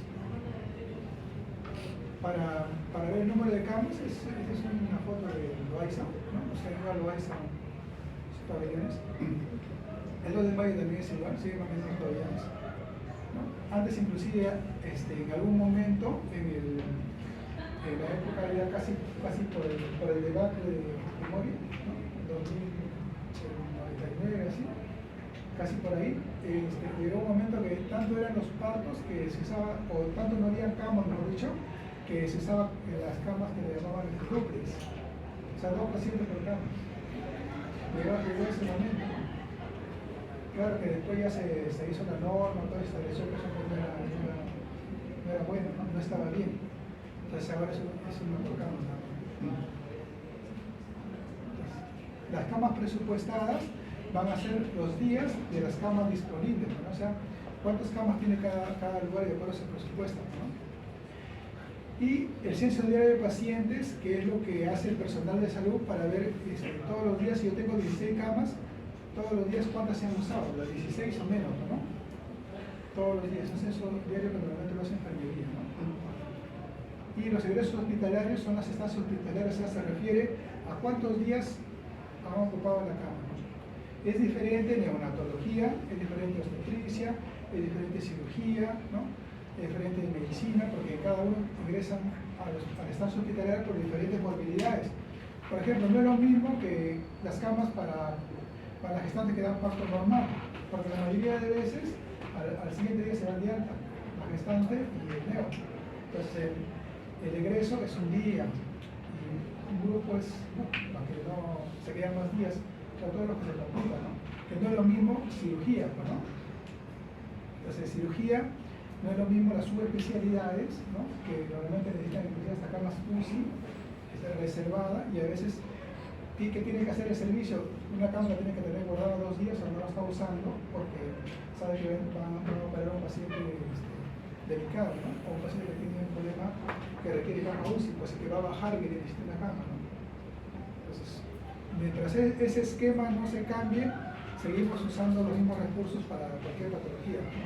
Y eso también va a hacer que estas estancias, por el uso de cama disponible, eso va a ser inadecuado, ¿no? Y es por eso que eso es lo que nos compete a nosotros como médicos, hacer el análisis por qué ello no pasa, ¿no? ¿Por qué no está adecuadamente, ¿no? Entonces, en el grado de uso de cama, ¿no? Tenemos este cuadro, ¿no? Donde acá están los servicios, el número de ingreso del paciente, los que se dio de alta, la estancia, ¿no? Donde aquí tenemos las camas presupuestadas. En este establecimiento son 211 camas presupuestadas, cada servicio tiene su cama, ¿ya? Y me dice, y tengo en el año cuántas camas se ha usado por servicio, ¿ya? Entonces, ese día cama disponible por año es igual al número de camas por 365 días, ¿no? O sea, si yo tengo 211 camas presupuestadas, en el año, ¿cuántas camas hubiese tenido? Entonces, eso se multiplica por 365, ¿no? Esto es lo que nos da, ¿no? El grado de uso de cama. O sea, esto es si yo tuviese las camas todos los días, todas ocupadas, al 100%, como se dice.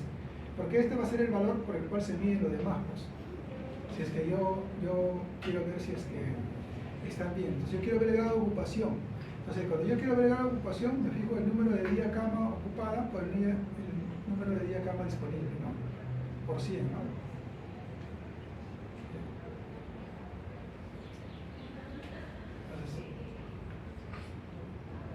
Entonces, acá lo que se ha hecho es la fórmula del número de cama, de días cama, sobre el número de días cama por paciente, ¿no? Este es por paciente entre el número de días cama, ¿no? A ver, sáquenlo, divídelo.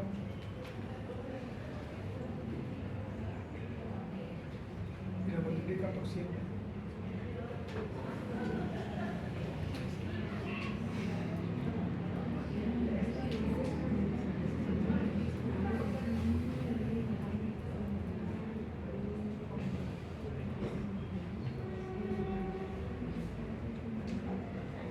El total, el primero.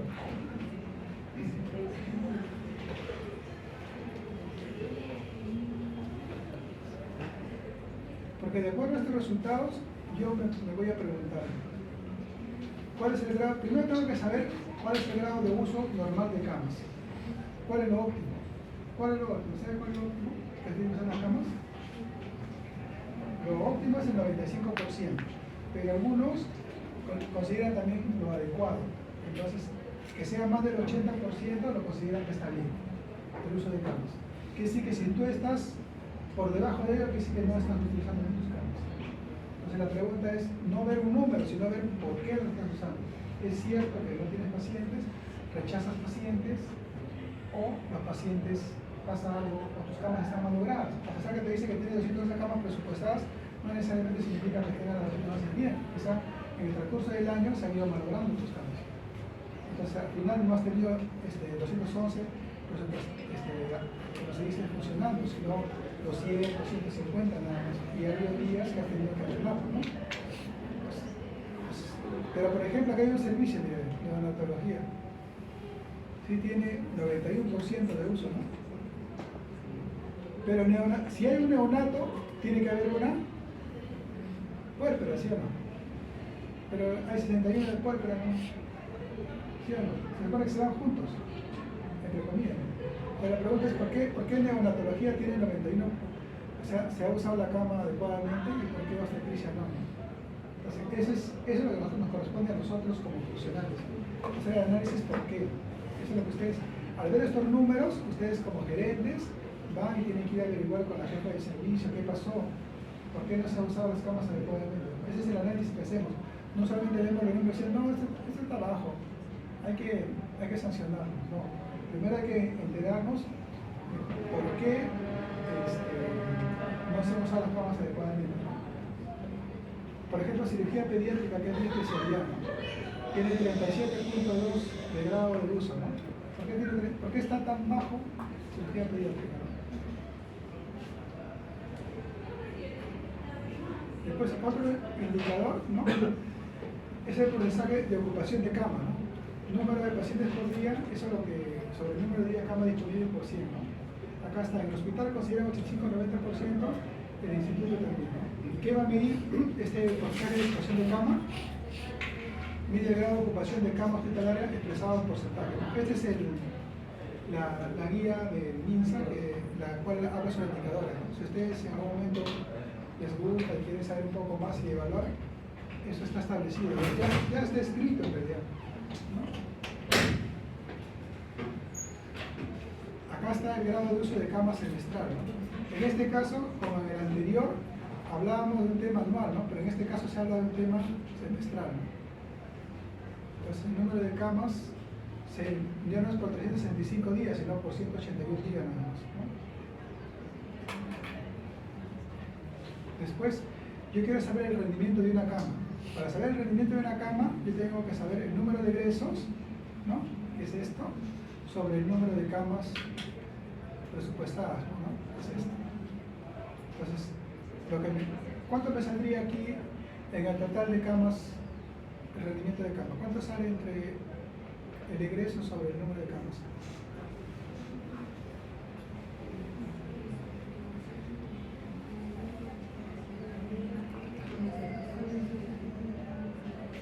$47.1, ¿no?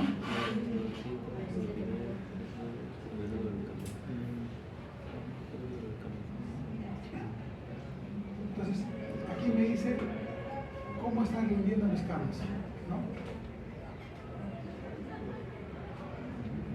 Igual, el hospital está rindiendo 47.1 sus camas, ¿no? O sea, ni siquiera llega al 50% de rendimiento, ¿no? Y aquí los diferentes servicios están por debajo, ¿no? Y si yo quiero ver promedio de permanencia, ¿no? Para ver por qué está rindiendo tanto, entonces yo hago la fórmula del número de días de estancia sobre el número de egresos, ¿no?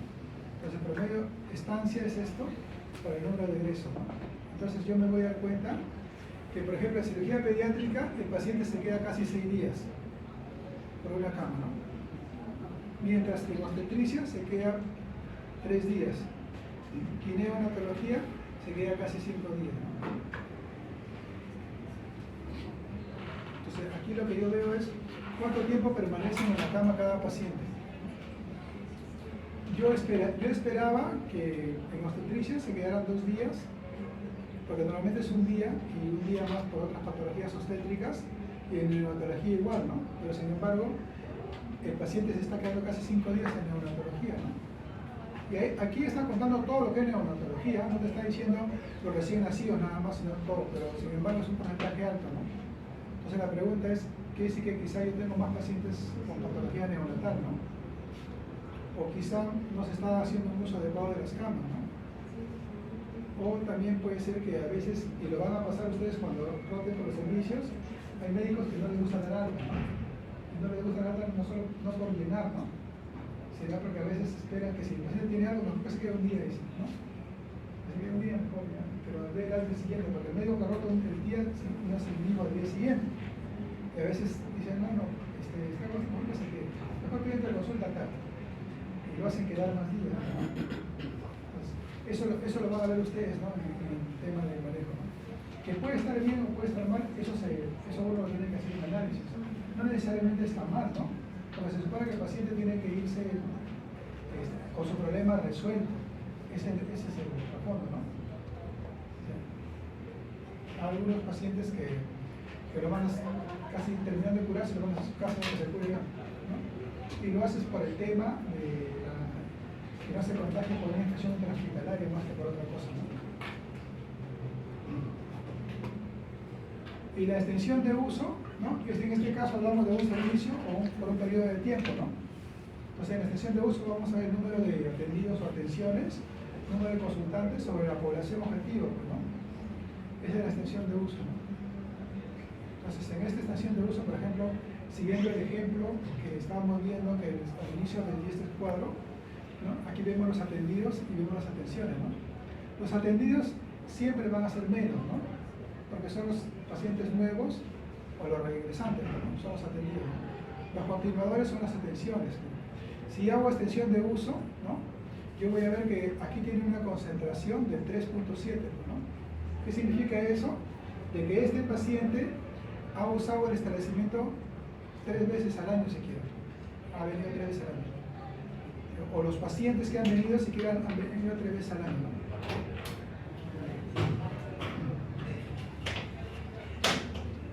Y con respecto a las coberturas, ¿no? Que también es otro indicador, lo que nosotros acá lo que vamos a ver es cuál es la cobertura que tienen con los partos atendidos, los partos en adolescentes, ¿no? ¿Cuántos partos tenemos? ¿Cuántas gestantes son adolescentes? ¿Cuántas son controladas, ¿no? También esto medimos nosotros. Entonces,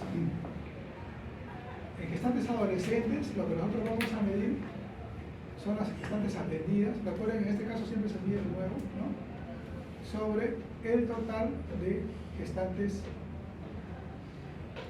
que se han atendido, ¿no? Las adolescentes atendidas sobre el total de gestantes, ¿no? Que sí que yo tengo el 19.5% de gestantes que son adolescentes, ¿no? Del total, ¿no? Entonces esto me hace a mí tomar la decisión de saber de que tengo un alto porcentaje de gestantes adolescentes en mi establecimiento, ¿ya? Entonces, ¿qué decisión tomas acá?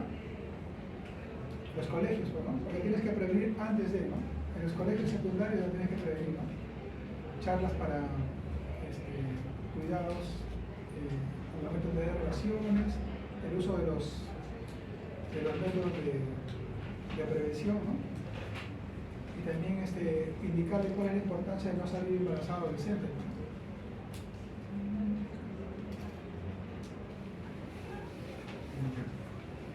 Este es lo mismo que el anterior que estamos viendo en probabilidad de rendimiento. Y acá esta es la parte de probabilidad profesionales, ¿no? O sea, la hora médico, ¿no? ¿Qué dice la norma? Probabilidad de hora médico lo que mide este indicador, evalúa la productividad, ¿no? de cada médico al conocer el número de atenciones que realiza, ¿no? Y la hora médico es el número de producto alcanzado, ¿no? En relación al tiempo, ¿ya? ¿Qué es lo que te quiere medir? ¿Cuál es lo correcto, ¿no? En un hospital, 3 a 4 consultas por hora, ¿no? Según servicio de especialidad también, ¿no? Aquí hay que considerar salud mental y geriatría, que pueden demorar un poco más, ¿no? En el instituto consideran 2 a 3 consultas por hora, ¿no? Ya. En el rendimiento de la hora médico es similar, en el hospital 3 y 4 consultas, y acá está la fórmula. Para ver la productividad por hora médico, lo que se mide es el número de atenciones médicos realizadas en un periodo sobre el número de horas médicos programados en ese mismo periodo, ¿no? Cuando en la pregunta les dicen se ha programado un médico y ha atendido 4 horas mensual, entonces ustedes tienen que determinar los días que realmente ha sido de productividad. Porque si te ponen mensual, te están diciendo de que los domingos no ha trabajado, ¿sí? Pero si te ponen 30 días de producción, te están dando los 30 días. O sea que sí he trabajado los 30 días. ¿Ya?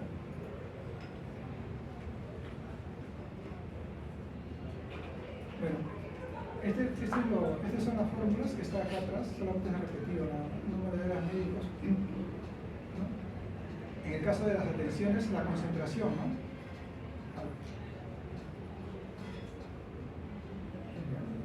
A ver, vamos a ver una pregunta.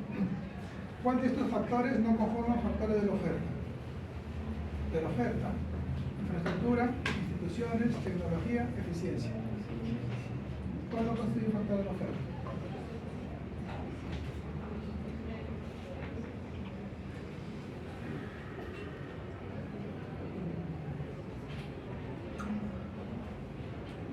Eficiencia, ¿no? Claro, porque, mira, instituciones, ¿se recuerda? Se refiere a instituciones prestadoras de servicios Se refiere a eso. Entonces,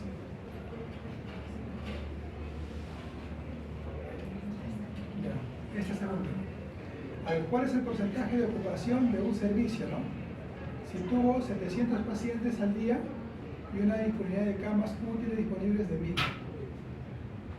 ¿Cuál es la fórmula para porcentaje de ocupación de camas?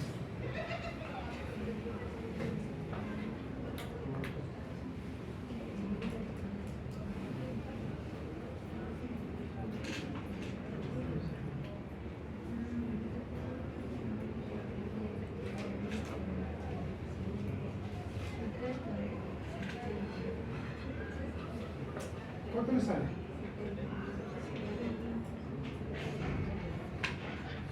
¿70? Cae 700, cae 6.000.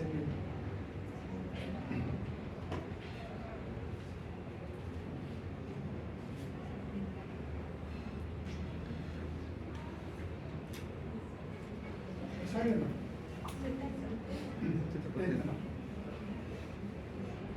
Claro, no le va a venir con números tan exactos, ¿no? Pero la idea es que hagan el ejercicio, ¿no? ¿Cuál es el objetivo del porcentaje de ocupación de cama, ¿no? Entonces, es lo que es el concepto, ¿no? ¿Cuál es el objetivo del porcentaje de ocupación de cama? Conocer la productividad hora médico, conocer el promedio de uso de una cama, determinar el promedio de permanencia de los pacientes que ingresaron un periodo, evaluar el nivel de ocupación de la cama, conocer el promedio de pacientes atendidos por hora. Bueno, lo que dice el médico lo volamos, ¿no? Porque está preguntando por cama nada más, ¿no? Entonces, el primero no es, el último tampoco, ¿no? Queda B, C y D nomás, ¿no? ¿Ve?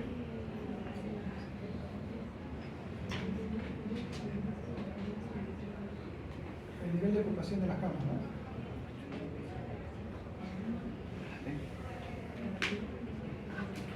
Si en nuestro centro de salud, que se llama X, tenemos 5.000 egresos y un promedio de cama de 110 en un año, ¿cuál sería el rendimiento de la cama?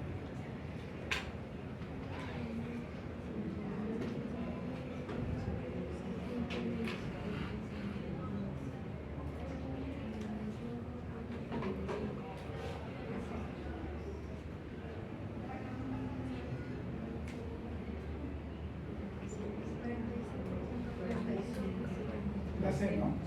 45.45. En cuanto a la disponibilidad de recursos, ¿cuántos médicos debería haber por cada 1.000 habitantes en América Latina? Por cada 100.000 habitantes. Cada 10.000. Este es el punto 1, ¿no? Estaba en el cuadro. Es en América Latina. Ya, acá, en una posta de Chorrillos durante el mes de mayo, o sea, un mes 30 días, el médico de turno recibió 20 pacientes en consultorio por día de atención durante su turno, el cual fueron de 8 horas diarias. Lo que quiere determinar es el rendimiento de la hora médica. O sea, trabajó 8 horas, ¿ya? Durante un mes. 20 pacientes por consultorio por día.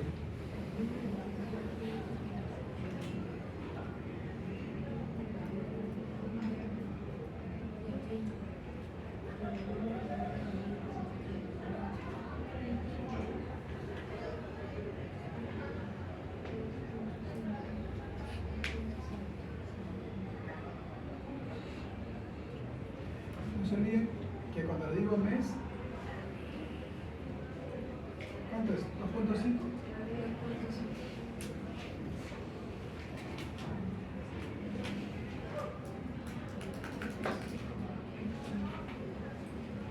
O sea, en total, ¿cuántos pacientes hizo al mes el médico?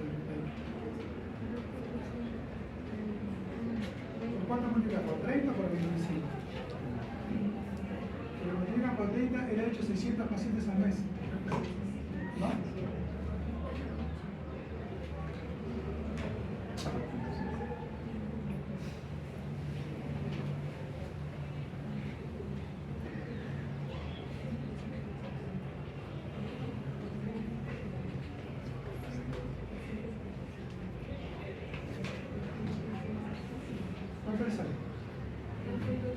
2.5. 2.5, ¿no? Este es un hospital de Maguas.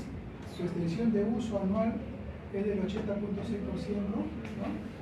Y cuenta con una población objetivo de 10.420, entre necesidades de 0 a 9 años. Lo que quiere saber es cuál es el número de consultas que se han atendido.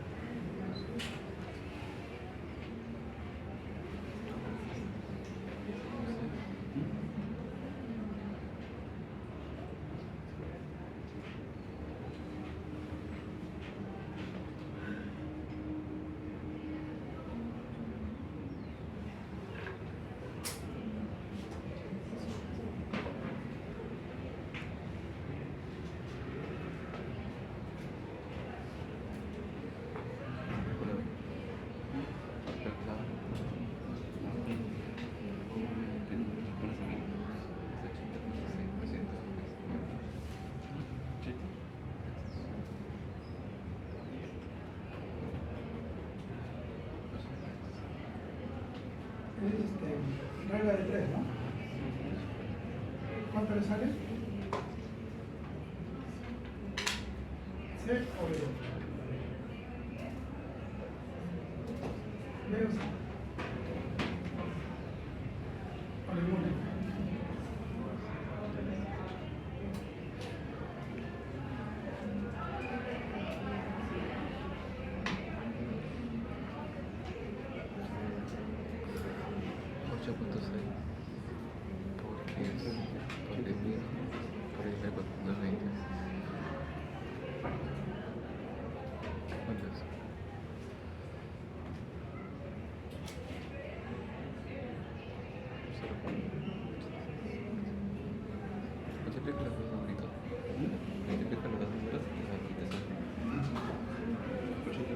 C, ¿no?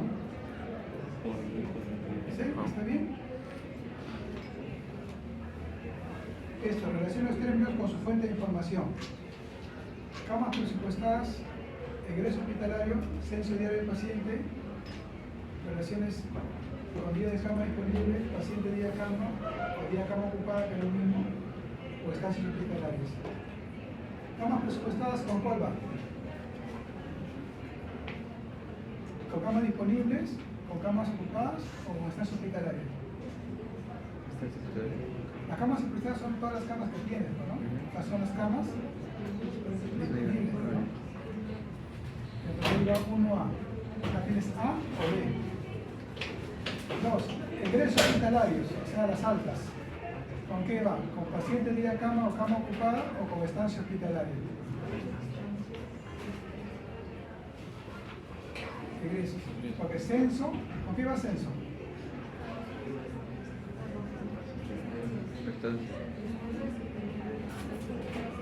¿Ah? Estancia.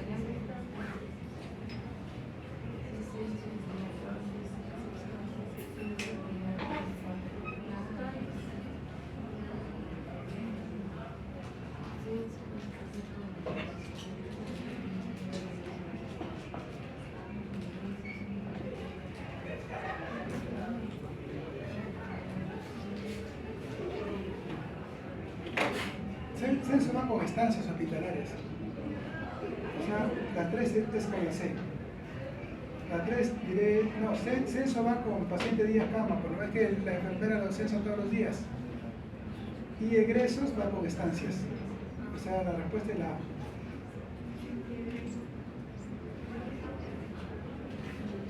Y sobre el análisis de la oferta, ¿cuál no lo conforma?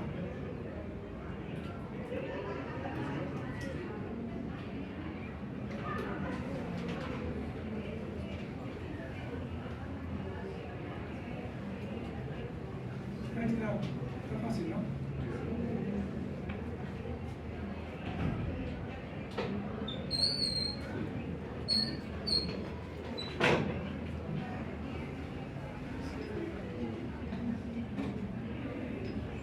Recursos humanos, equipamiento, infraestructura, instituciones, ¿no? El gobierno está de mano.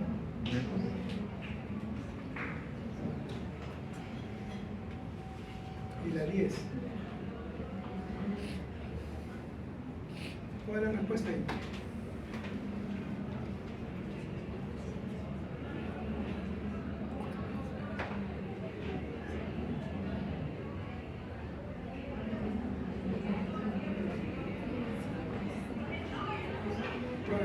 Promedio de productividad hora médico, ¿no? El promedio de productividad hora médico es el total de atenciones sobre las horas que he trabajado, los días,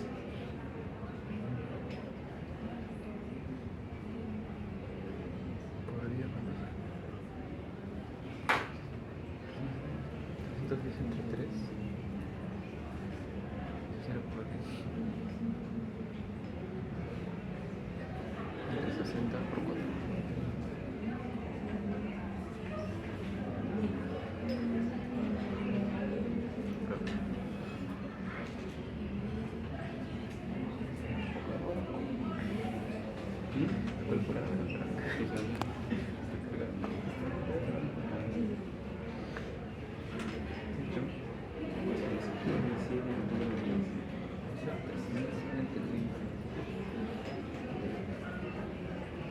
a ver,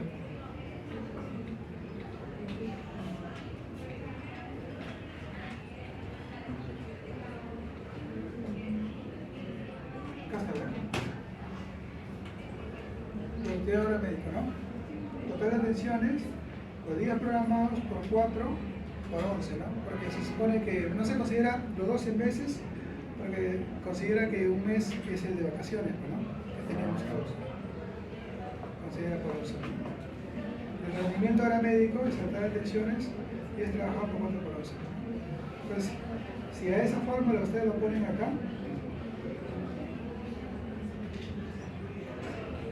¿cuánto les sale?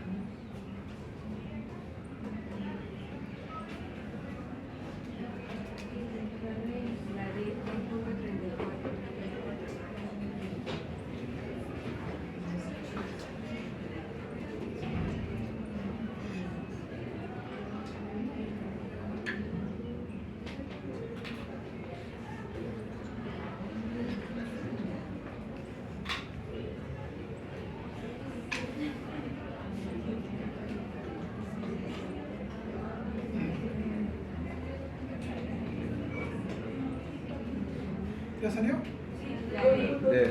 D, ¿no? Muy bien. Terminamos.